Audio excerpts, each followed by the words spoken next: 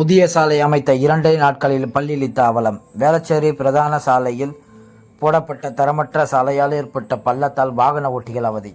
சென்னை வேளச்சேரியிலிருந்து பள்ளிக்கரணை மற்றும் பள்ளிக்கரணையிலிருந்து வேளச்சேரி வழி செல்லும் இருவழி பிரதான சாலையில் வேளச்சேரி ரயில் நிலையம் பழைய மேம்பாலத்திலிருந்து புதிய மேம்பாலம் வரை சுமார் 200 மீட்டர் அளவிற்கு புதிய சாலை அமைக்கும் பணிகள் கடந்த 2 நாட்களுக்கு முன்னர் நடைபெற்றது. இந்த நிலையில் புதிய சாலை அமைத்த 2 நாட்களில் பள்ளிக்கரணையிலிருந்து வேளச்சேரி நோக்கி செல்லும் மார்க்கத்தில் உள்ள சாலையின் நடுவே திடீரென வெடிப்பு ஏற்பட்டு பள்ளம் விழுந்துள்ளது. இதனால் அந்த பள்ளத்திலிருந்து வெளிவரும் கற்கள் சாலையில் முழுவதும் சிதறி கிடக்கின்றன. மேலும் சாலை அமைப்பதற்கு முன்னர் போடப்பட்ட ஜல்லி கற்களுக்கு மேலே 1 அடி அகலத்தில் மட்டுமே தார் சாலை தரமற்ற முறையில் அமைத்திருப்பதால் மேலும் சாலையின் பல்வேறு இடங்களில் இது போன்ற வெடிப்புகள் ஏற்படும் நிலையும் உள்ளது.